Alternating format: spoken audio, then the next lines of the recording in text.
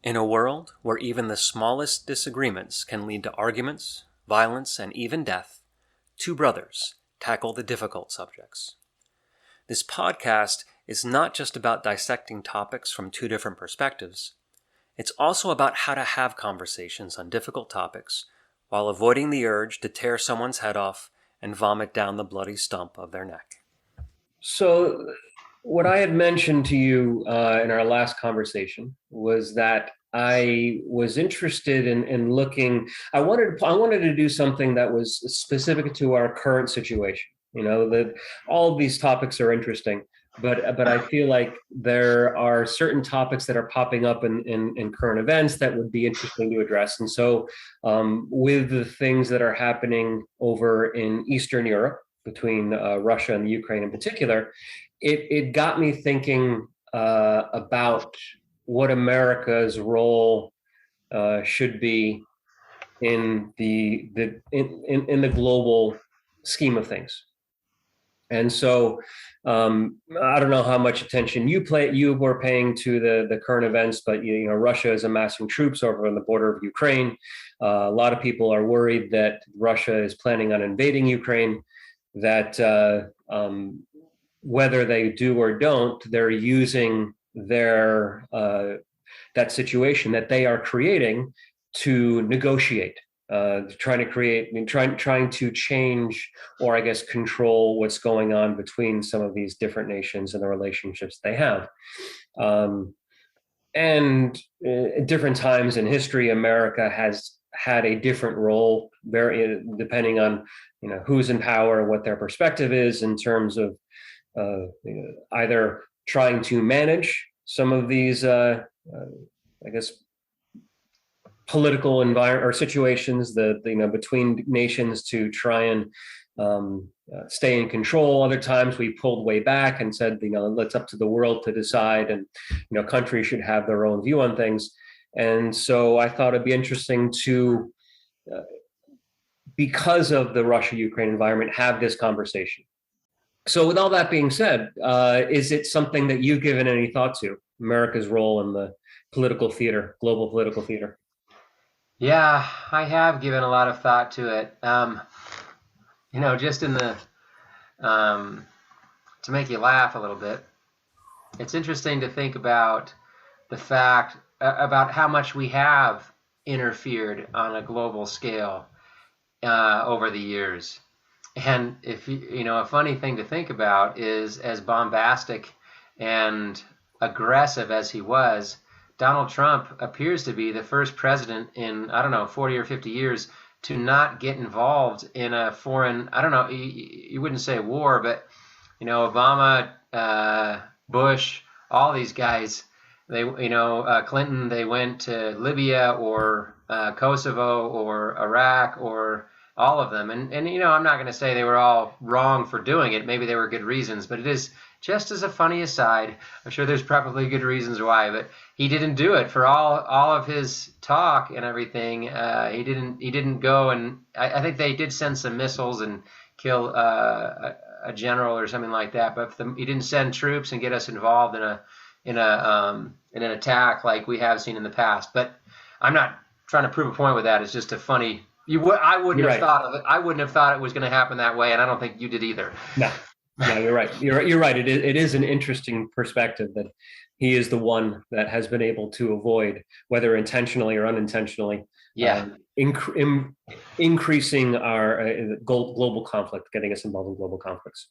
Yeah, and my thoughts on that stuff in general are, I think at times we think we're doing some good, and we can probably make some good arguments for why we should do certain things. But I think there's certainly an argument to be made that when we go and do things like that, we get entangled in those different parts of the world that we at times might win a battle but lose a war. And I don't know, not in the sense of a typical Pyrrhic victory, but just that we go and do something that we think is great, but then long term, maybe things end up being worse off.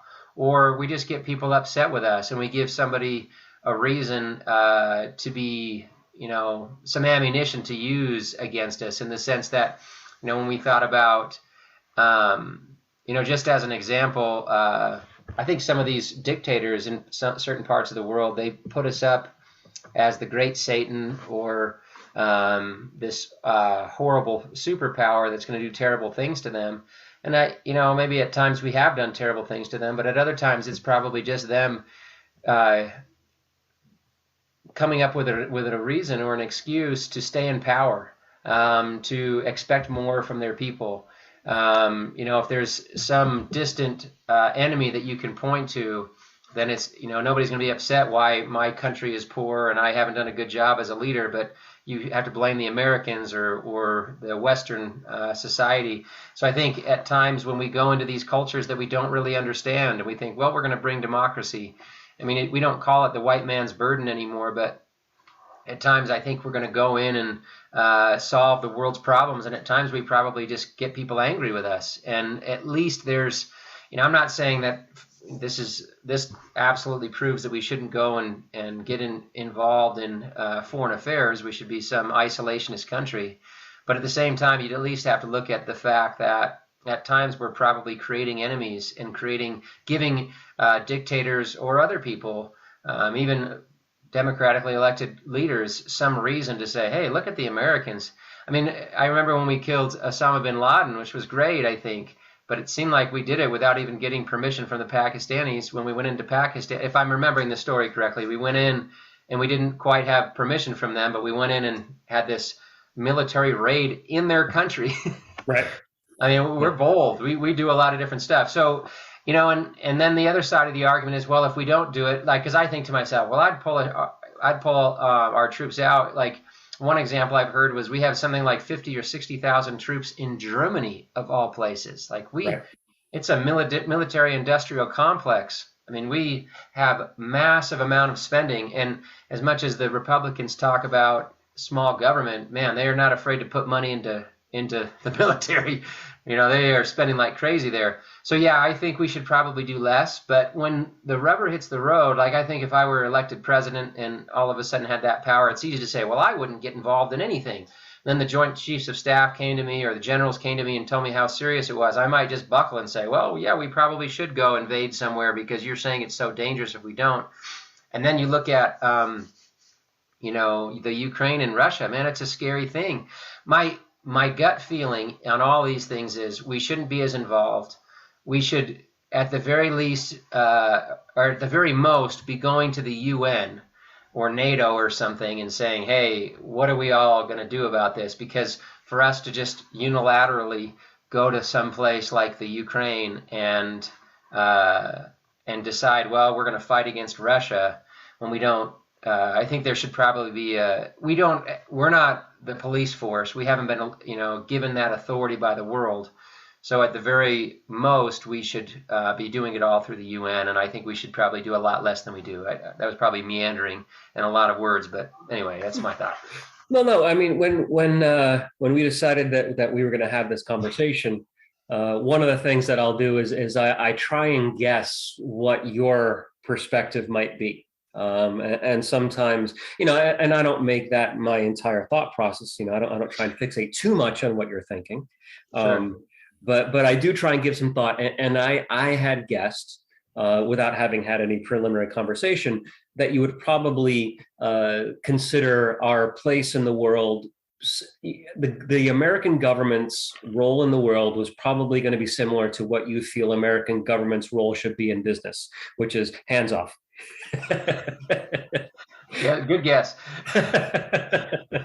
So to hear you say that, and also I when you made the points a few moments ago that that we look in the past and that some of the things we've gone in with the best of intentions have not worked out as we would have hoped. And I would agree with you. I would say, and I don't know if all of the examples that are coming to mind are examples that when we went in, we left things worse than they were when we started, or at least it may be debatable whether it's better or worse. It's never the same, and I can't think of anywhere it's been better. Now, maybe that's only because the ones that are talked about all the time are the ones where we make things worse, like Vietnam. Now the one they're talking about is Afghanistan. That are as bad or worse than before. Maybe there are some examples of where we've gone in and the situation has eventually gotten better. I don't know that maybe the Philippines. I'm not sure, but of course, World War II. World War. Well, true, but yeah. I mean, you can look at the big wars, the World War I, World War II, and say that we had a stabilizing, improved effort. But also, you could say that we were late to the game in both situations, and we were it wasn't us going in setting the rules and then setting the outcome. We were, they like to talk about coalitions all the time in the last decade or two. And in those two examples, World War I, World War II, they were definitely a coalition. They like to talk about the coalition in Afghanistan and Iraq, but the amount that different countries were participating with was dramatically lopsided. We were providing most of the soldiers and the equipment and the money, and there was some minimal effort from some other people. So if we look at where we were really going in on our own or going in with as the obvious leader of a group, I can't think of any where there was a very positive outcome, and maybe that's not fair. So I do agree with you in that although the intentions have recently been good, rarely has the outcome reflected that. And so I would say that what we have been doing is not been effective. Now, I have to say that I was surprised to hear you mention that perhaps we should use the UN or be more, maybe the UN should be more proactive, only because I know that a lot of people, especially those that are a little more conservatively minded, seem to be reluctant to give the UN too much power. I would agree with that. I think, I think there's a difference between giving them too much power and then just deciding, well, I guess I would say, I tend to agree a little bit with Trump that, hey, we've been doing more than our fair share. Like other people should be ponying up the money for NATO and for doing things differently in the UN. I think there's a lot of hypocrisy out there. But the only reason I bring up the UN and would kind of subjugate our country to it is I think that's a huge leap to say, well, I'm going to go to this country as another country. It's a sovereign nation. And I think that we, as our own sovereign nation, a separate sovereign nation, can just decide, well, we're going to do things differently. We don't like how you're doing it there. So we're going to make changes for you because we think you're wrong. Well, if you're going to take that big step, you better get a big coalition. And it's tough. I mean, I remember, I think sometimes we're too quick, and I've talked about this before. I think we're sometimes too quick to judge what they did in Iraq and Afghanistan in the early 2000s, because that was a difficult situation. And I remember at the time being really frustrated with the UN when they were supposed to be inspecting those weapons of mass destruction sites, or alleged weapons of mass destruction sites. They turned out to be really alleged because they weren't really there. When we had some real evidence that he had done stuff as far as he had done it before. We didn't have evidence that he was doing it then, but we knew he had done it. The UN was, if I'm remembering all the story correctly, the UN was going in and inspecting certain areas, and he was playing very sly with us, with the UN, I should say. The inspectors would show up, and either he wouldn't let them into certain sites, or he would let them in, but you could tell, the inspectors could tell that he had just moved stuff away, like he had changed things, and they had these mobile sites that he was being accused of. And to me, I felt like, man, he has done things that we have decided as the UN. We have decided, meaning the nations of the world have decided, you can't do that. You can't have weapons of mass destruction. And it seemed to me at the time like, hey, he should allow them in to look at those sites to give, he should be fully open. And he wasn't. And it was frustrating, I think, to the leaders of our country and to to me, as a more of a hawk back then, I guess, I don't know, or I was younger and less experienced, but man, they should let him in. So it's easy now to look back and be like, well, he didn't have weapons of mass destruction. That was so stupid. But if he had, I don't know, it's easy to look back with 2020 vision and say what we should and shouldn't have done. But I mean, then we look at the other evidence and say, man, we just don't seem to be very good at this stuff. We don't do a good job of it. Like, I think we should probably, take a step back. And if we're going to go in and attack the sovereignty of a nation, we probably shouldn't just unless we absolutely have to, like, a World War II type scenario, not the sense that there was a million, a lot of other countries that were on our side, but just like, man, things are so dire, we just can't hold back anymore. And we went against Japan because they bombed Pearl Harbor. They bombed us. Like, that was easy, right? Right. So at times I think you can go unilaterally, but if you're going to decide, well, we're going to be preemptive about this, we can't let them get enough power. I mean, I guess maybe we should. I think you should probably not be so unilateral in those cases. Another good example is, it's interesting to me how the U.S., Israel, Russia, all these countries that have nuclear weapons can say to these other countries, you can't have it. Right. I mean, if it weren't like, it's just like, well, we don't think you're responsible. You're not our country, but you're not responsible, so you can't do it. Like, that's an interesting thing. Like, it's hard to make that argument, except we all just kind of agree, well, that's dangerous, but we can have them, but you can't have them. Like, it's interesting how we can be, and that's not even unilateral. I mean, there's a few countries that we say, wait, it's accepted. Israel, I don't know who they all are, but Israel has them, Russia has them, we have them. I think there's a number of countries that do have them, but we're saying anybody new, nope, you can't do it. Like Iran, we're saying, nope, you can't have them. Right. We can. I mean, that's an interesting thing. And I think that's what we should be careful of. And that's why, I don't know if it's the UN, but at least there should be some, it doesn't even have to be through the UN. If there were just a bunch of countries that we just decided, hey, this is too risky, that makes me feel better about it than we're just kind of putting troops all over the world, 60,000 troops in Germany, for example, and every country. I mean, we have, how many hundreds of thousands of troops do we have out there in the world? Is it millions? And we're just trying to be the police, which maybe is good, but, probably causes a lot of problems too. We should at least be addressing the problems that we're causing. Well, I don't disagree with anything that you said. The one thing that's interesting is that, your complaint was that the UN was not able to really follow up with some of the investigations they were doing in Iraq, looking for, and I think what they were looking for was the word isn't purification, I can't remember what it's called, but uranium.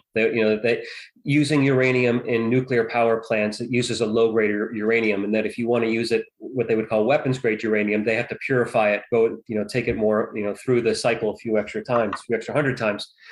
And so, if I recall, Iraq was purifying the uranium, and the question is, were they doing it just for their power plants, or were they taking it to creating weapons grade? And that's what the inspections were about. And of course, Saddam Hussein, the leader of Iraq, didn't want to give the inspectors access to his country, to these sites. And it could look like from the outside, he didn't want to do it because he got something to hide. But of course, the other perspective on it, from his perspective, is we are a sovereign nation, and you sort of address this. Why should we have to give up our sovereignty just because you want to make sure that we're not doing something that you feel we shouldn't be doing? And so and part of the reason why he had a lot of reluctance to do that is because he is one of the very few places on this planet that is in that situation where he's been forced to give up his sovereignty and allow these inspectors to come and take a look around. I'm having a hard time imagining, for example, America saying, you want to come in and inspect our, yeah, sure, come on in. We'll hold the door for you. Come and see what we're doing over here.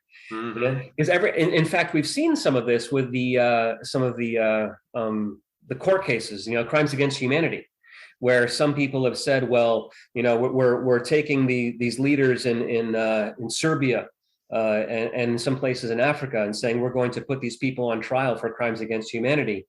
And people said, well, shouldn't we be doing that with some of those people over in America for some of the crimes they've committed against like the people of Iraq and the people of Afghanistan and bombing? What country did they bomb in Africa? When Bill Clinton bombed somebody, I can't remember, but just going in and like you mentioned, the general, the Iranian general that Trump bombed just because. Isn't there some crimes that were committed there? But of course, we would never allow our citizens to be put on trial in the UN. And so we've created a two-tier system where we want other countries to be held accountable and to acquiesce to the United Nations, but we don't want to be in that same situation. And then we talk about things again like sovereignty, or that we won't allow them to tell us what to do. And so until we allow the United Nations to have authority over us, it's hard to ask anyone else to submit to the UN's authority. Yeah, I mean, I think there's some truth to that. There's some truth to that. But then it brings up the other question. So what do we do if we see Russia, attacking the Ukraine? Do we just sit on our hands and say, well, sorry, guys? It's an interesting thing, too, when you talk about all of the terrible things that Saddam was doing to his own people. It wasn't just nuclear power I think if it was nuclear power, I would tend to agree with you a little bit more, but it was also chemical weapons. Right. And my understanding was it had been confirmed that he had used chemical weapons against his own people. And so how bad does it have to get in a particular area that when we see a genocide, like we look at, I don't know a ton about Kosovo where Clinton went in, like how do we feel about that? I mean, there were some horrible things happening. Because it's not our country, do we just say, well, sorry, guys, good luck? Or do we just allow the Ukraine to be taken over? I don't know. I think it's every situation is different. I guess I would, and I don't know enough about foreign policy to say in every instance, well, that one was definitely wrong. Or, I guess on some of them I probably would say it's definitely wrong, but I could be convinced otherwise. And the Ukraine, I tend to think, yeah, let's just stay out of it. But it is interesting to think that we're just going to sit back and let a genocide happen or horrible things happen to innocent people and then not do anything. And I think our argument would be, well, it's because we just think that sovereignty is very, very important. But, we're probably going to see some injustice out there and have to sit on our hands regarding that injustice. Well, and the Russia-Ukrainian situation that we're living through right now is a particularly interesting one because what if there's no information that comes out of serious injustice, that he just sort of takes over the country? Well, he already has some influence in countries nearby like Belarus, Georgia, some of these other countries that are on the direct border. And there are people that are making a comparison from comparing Putin to Hitler.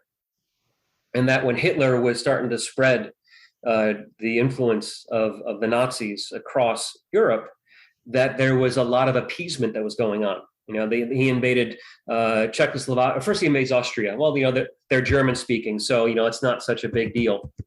And they're there's been lots of times throughout history where they were the same country or the same dynasty. And then he invades Czechoslovakia and Poland, and maybe I have the order incorrect. So he goes country to country to country.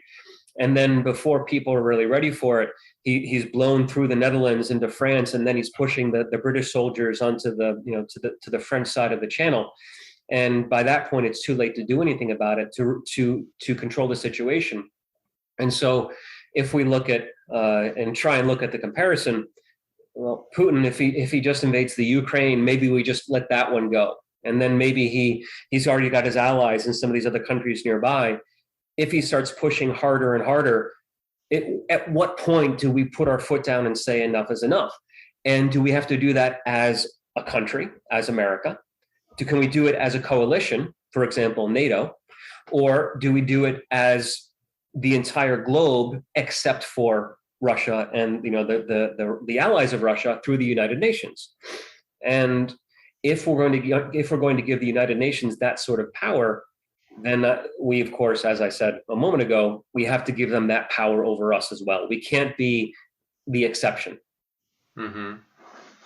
Yeah, I would agree. And it's funny, but I kind of agreed with. I think Trump made some good points when he was frustrated with some of, like, for NATO, for example, where some of these countries weren't fully invested and weren't paying their share. At least from the little research that I did, but it seemed like we overwhelmingly, even in those coalition, even like NATO's a coalition, but I think we, supply a lot of the budget for it. And so we should be starting now to try to get those countries to do more, to be a bigger part of it, and they almost just sit back, like, we're willing, a place as safe as Germany. That doesn't seem like a key spot. It's not like it's right next to the Iron Curtain, from 50 years ago or something. It's Germany.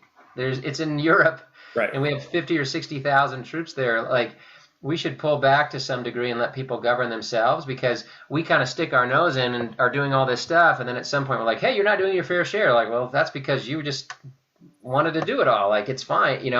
We didn't worry about it because we don't allow Japan to have troops. All these things that we're doing. I think if Biden or whoever is in power, or whoever was in power was talking about Ukraine now, if we had been much more not conservative in the U.S. political sense, but conservative in our attempts to get involved in world events in the past, we would probably have a little more trust in what they were, if they were really concerned about the Ukraine. But it's like anytime something goes wrong, we're like, so quick to get over there and stick our nose in. So, yeah, I don't know. I think you're right. I think it's probably something we need to look at closely. It is concerning that it feels like he wants to take over some or all of the country of Ukraine, and doesn't seem great. But yeah, I just don't know enough about that one, and I don't trust our foreign policy because we're so interventionist. It's like we were isolationist for so long, and then we've really swung around the other way and felt ourselves a real leader in the world. Like, when I think of the U.S. is a leader or should be a leader in the world, it's more by example than trying to dictate what other people should do, spreading democracy and all these different types of things. Maybe there was a time for it. I mean, man, it's easy to look back and Monday morning quarterback the Cold War, but yeah, now it doesn't seem like is the time that we need to be as involved as we have been in the past.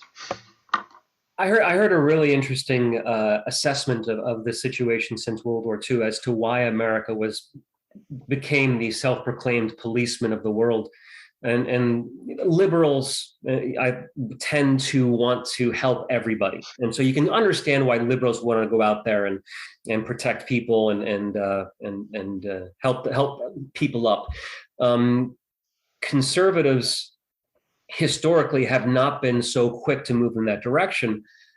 But after World War II, when all the GIs were coming home, whether you were liberal or conservative, especially if you were over in Europe, in the European campaign, or the European theater, you saw the consequences of allowing Hitler to get to the point that he did, the death and destruction, not just on the battlefield, but in the camps that he was able to perpetrate. And so regardless of your political ideology, you saw the benefits of being a little more proactive. And so for the last, let's say, 70 years, since World War II, 60 years, there's been sort of for different reasons. One, the liberals more to try and help the world, being little Mother Teresa's running around. And then from the conservatives wanting to stop communism from spreading too far. And of course, then that's very, black and white. And it's not really that black and white, but that kind of, sums things up a little bit. And so everybody was comfortable with the idea of being more interventionist. And now that generation, there's very few people left that came back from the European theater of World War II. And those that are still alive are not involved in decision-making at all. So there's less people that have had that experience. And so there seems to be a shift in the other direction of people saying, well, let's maybe be a little more careful about how we get involved, or saying it's not our problem. Let's let the people manage their own issues. And I would agree with you in what you were saying just a moment ago, that especially when we're looking at the Ukraine and Russia, doesn't need to be America, because you would think that Europe would be a lot more concerned about the spreading of Putin and about the spreading of Russia and the increase of power that Putin has, because they're a lot closer to being, to feeling the influence than we are. And so perhaps if they are not as concerned about it, maybe we should follow their lead and ourselves not be as concerned about it. And hope it's not another World War I or II. Yeah. Yeah. Yeah. I mean, you could be right. I mean, yeah, we should do more probably diplomatic work on this front than anything else. Yeah, I mean, I guess Biden has a history of withholding aid to Ukraine and to that parts of the world to get what he wants, just like Trump did. Huh? Biden has a history of that? He did that too. He withheld some aid because he wanted a prosecutor fired. That was back when Obama was president and Biden was vice president. You're talking correct. About. Okay. Yeah. I was just kind of saying that tongue in cheek, but yeah, there should be more diplomatic and more making arguments about what should be done over there, as opposed to. And I don't think anybody's threatening or saber rattling that we're going to go. Have you heard that we're considering invasion or helping those troops or something? Well, I haven't. One of the difficulties of our current president is that the mixed messaging, and so he has said the range. He has said it's not a big deal if they invades. It's kind of he better not, or if he invades only a little bit, it'll be okay. And then he just the statement that I heard yesterday or the day before was that if Putin invades, there'll be trouble, and he won't like the sanctions that are come down on him. And he was sort of vague in whether it was just going to be sanctions or whether there might be a military response. So who knows? It's in this sense, Biden is very similar to Trump in that you have no idea which one of his messages he actually is going to stand behind. Yeah, and one of the problems that I think you have with this is because of the two-party system that we've talked about in the past, and because of the nature of politics. If you're fighting an incumbent and you're coming in, it's easy to point fingers at, like, well, isn't it terrible what they did? They're not keeping us safe. Look how terrible it is. And then when you come into power, to be the one that says, listen, I'm the only one that can keep us safe. Look, I'm going to do something big to show you how safe I can keep you. As opposed to kind of being the mild-mannered, sitting back and being diplomatic about things. That isn't what we think of as a true leader. If you really want to show people that you can do something, well, send troops. Blow something up. Like, that looks like a true decisive leader. Because if you sit back and things are not perfect, then everybody can point the finger at you, and all you can say is, well, they might have been worse if I'd have gone in or blown something up. Like, it's a difficult position that these politicians are in, and really it lends itself to somebody who's going to be really strong and show what they can do. I mean, everybody was behind George Bush for a long time. He had high approval ratings based on what he was doing at the very first, because that's what you do. You try to show I can, and if you're in a debate, between Mitt Romney and Obama, it's easy to point to, like, look at how stupid what he's doing. I can go do something. And I think you're going to be more inclined to say, I can solve it. And it's very tempting to say I can solve it with troops, because that looks like a really strong leader that people could follow. If that makes any sense. It does, yeah. The sanctions don't appear incredibly strong and decisive. Mm-hmm. They give the impression of kind of a wait and see perspective, which can be a little intimidating. So let me ask you, as a libertarian, would you be comfortable with the UN having more authority in the world and naturally more power over the US? Not really. Yeah, I think what I was trying to explain before was you were surprised that I was on board with saying we do need a coalition. We probably should go through the UN. I would say, yeah, when we're infringing upon another nation's sovereignty, we shouldn't. We should. It should be pretty rare that it's unilateral. I mean, you can do it when you're defending yourself. It's difficult to categorically say we would never do it, but it should be really, really rare. And it shouldn't be just like a coalition of a couple of countries if you're going to go really be attacking another nation. It should be a pretty good coalition. I mean, and so I don't love the UN. I don't. I like that we're sovereign. I don't want to. I don't even like subjecting us, giving too much power to the federal government, much less worldwide government. Right. I think democracy is great. It's the best system we have, but sometimes even the majority makes poor choices. And so I don't want to be very subject to that. But I would say if you want to attack another nation's sovereignty, if you're going to impose, for example, nuclear sanctions, do it through the UN, not the US just saying, hey, this is what people need to do. We can have weapons and you can't, if that makes sense. I think undermining somebody's sovereignty should be done through the UN, and that's where I could see that there's probably a role for them.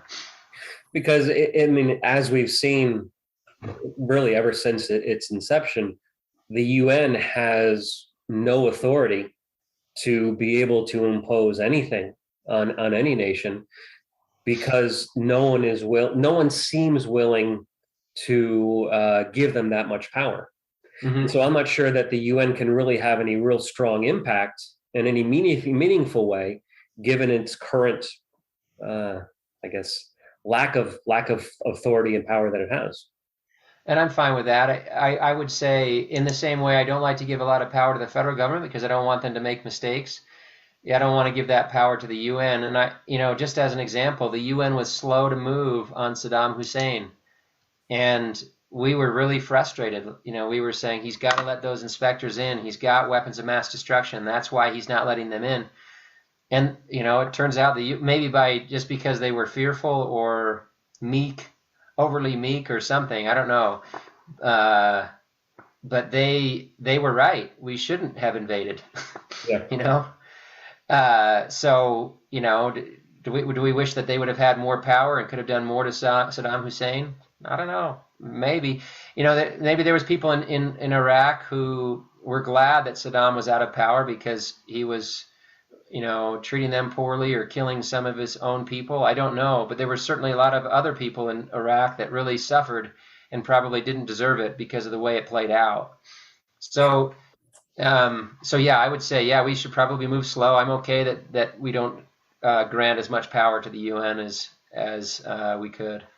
Now, of course, we do have an international court system. It's not used very often, but it is occasionally used against people that have committed crimes against humanity, which seems to be the kind of catch-all term for being a bad person to your own people.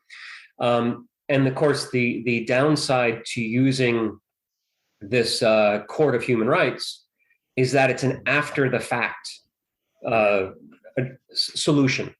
The problem has already occurred, and then we're trying to hold certain people accountable. Which means people have been hurt, people have died. We don't really have a system where we can get a before the fact or during the fact sort of solution to any of these problems. And it sounds like you're reluctant to give the UN any sort of authority to make that happen. Yep. One word answer. Well, I mean, it's for the same as I said before, that I think there's a lot of risk there. The world has made a lot of bad choices. Governments make a lot of bad choices, and I tend to say each nation. It's really interesting how the world has changed over the years. A lot of people talk about how we took. Maybe this will lead us to what you want to talk about next time, but and I don't want to go down a rabbit hole. We really can't because we're almost done, but. It's interesting how people talk about when we came to America that we should give the land back to the Indians because they were here or something like that. Like the reparations. Kind of, yeah, reparations maybe it'd be okay, but like we don't deserve to be here because the Indians were here first. Right. And you're like, well, that's the way the world was. The Indians were fighting each other and wiping each other out and taking land from each other. Not all of them. There were some peaceful people. I understand that. And, a lot of what happened was due to disease, but, we were born here, you and I. We can't, I'm not going to be held, I don't think we should be held accountable for what happened before, but the world did seem to change in the last 500 years or so, where in the past it was like, hey, you want something, go take it. We don't allow that anymore. Right. Things, there's a different standard now. But what hasn't changed is, or I guess where we find ourselves now is there are these sovereign nations, and we're pretty averse to, like, we could go into North Korea right now. There's crimes against humanity happening right there. Mm-hmm. Why doesn't that world court hold Kim Jong-un or Il or whatever, when it is now, accountable for what he's doing? Because I'm sure he's doing terrible things. Right. We let him do his thing. I'm sure there's terrible things that, at least from what I heard, there's terrible things that Putin has done to political dissidents, or at least that nation has done. Absolutely. I'm sure we could find horrible things that are happening in Iran and Iraq right now. But we kind of leave nations to figure it out for themselves, which isn't really, fair is such a difficult word. So I don't like to use the word fair because it's so subjective. But we're not going to go into every country where we see bad things are happening and depose the leaders, however they were elected or took power, and just start trying to right all the wrongs in the world. We just don't think we can do that. We allow these countries their sovereignty, even though we know bad things are happening in many of these places in the world. I mean, women are treated horribly in some parts of the world, and we don't go in and get them their right to vote, even though they should have it. We have to pick and choose what we're going to do, because we've come to a certain point where, we no longer invade other countries, unless you're Russia, I guess. Maybe they're going to do that with Ukraine. But that doesn't really happen very much anymore, where it happened all the time 300 or 400 years ago. And now it doesn't happen. We don't allow it, and we allow that sovereignty because even if we know something bad is happening there, we just don't feel like we have the right to undermine that sovereignty. Well, and that's occasionally people try to apply economic pressure to improve some of those situations, and sometimes that pressure is aggressive. Sometimes it's a little more gentle. Some have pointed to the fact that the reason why South Korea is as democratic at the moment that it is was due to the fact that it was brought, into the fold, air quotes, through the Olympics that it held, the Seoul Olympics, which was 1990 something, I think, if I recall. That the fact that there was all of a sudden this increased scrutiny and attention and influx of money, that they shifted from a very militaristic and totalitarian regime to more of a democratic regime. And so there are some that point to these things as successes. Some would like to go into all the countries. Some rather cynical people say we only invade the countries to which we have an economic benefit, like Iraq's oil, or other things like that. So I would put forth that if you compare the U.S. states to the federal government and make that analogy to the global political theater, that we could, you have a bunch of nations, and that by allowing a body that had a little more authority and ensuring that there was a certain level of, I guess, checks and balances, I think it would be helpful to the overall global stability to give up a few of our freedoms, so that we can ensure other countries and other dictators, other people in power, are not able to go as far as they seem to be going right now. I would point to Syria as an example of a man that is really destroying his country from within, and there's not much outside pressure to change things. So, and using this as the wrap up to this conversation, that is my wrap up statement. Feel free to put forth your own. Okay, yeah, I guess, I don't like the idea of giving up our freedoms or sovereignty. I think that's a risky proposition. And if we really thought that worldwide governing body would do that, then why wouldn't they just do it right now? Why wouldn't those countries come together right now and institute the sanctions and create that change that we want? Why would we have to force them to do it? And who's going to do the forcing? And maybe we could have a longer conversation about that, because I may be simplifying what you meant. The other thing I would say is I have this theory, and maybe you'll think I'm naive to have it, but I really believe that the world is getting more and more economically advanced.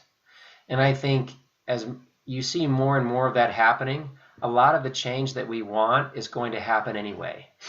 And I wouldn't say that across the board, but the example I'd give is China has become less of a planned economy and more of a, incrementally more of a free market economy. And I think as that happens in China, I predict you'll see more and more push towards clean air, towards human rights, because when more and more money enters that economy and they get more and more of a middle class, you'll see more and more that those people will have more and more power, and they're going to require that themselves.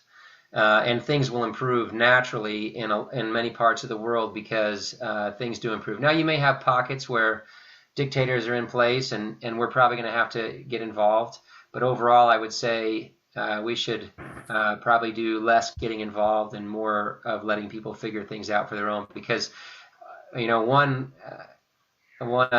guess there's a trade-off there. And the more we start, even with sanctions, for example, let's say there's sanctions. How easy is it against a particular dictator? How easy is it for that dictator to control the media and tell all of his people, look, I'm the only one keeping you safe. The world hates us. They're not allowing us. They're treating us horribly, and using that as a way for him to achieve more power or to keep the power that he has.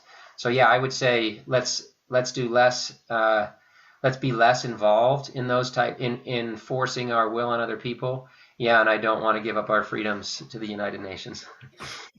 Okay. All right. Was there any topic that you were particularly drawn to that you wanted to cover next time? Yeah, I like the idea Randy had of talking about what we can do to alleviate poverty.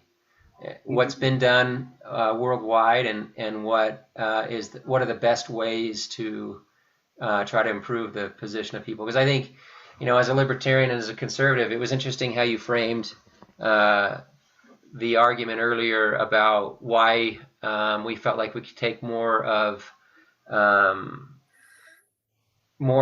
leadership role in the world after World War II, and it was like, well, the liberals want to help people, and the conservatives want to stop the spread of communism. And I think there's this idea that libertarians, conservatives, in general, are less caring. They hate people or something, or they want to let people die or starve. But yeah, I think it's a valid point that we should be thinking about how to help people out of poverty to ensure, or how to help people. When we talk about, when I say, well, we should let these countries be sovereign, and I don't want to think, it's not because I'm heartless and I just think, well, the people in Iraq should have had to suffer under Saddam Hussein. That was their sovereign leader. I wish there was a way we could help them. It's just that we need to find the best way to help the most people. Okay. So yeah, that would be one interesting one for me to talk about. Yeah, I like that. Let's do that. We hope you learned something in this episode of Brother versus Brother, a podcast about difficult conversations. We also hope that you enjoyed it enough to subscribe to the podcast. You can help us by spreading the word. Share this episode on your favorite social media so that others will have an opportunity to experience it as well. You can also support us by donating through Patreon. This information and more can be found on our website, broconvo.com, and on our various social media accounts. Thank you.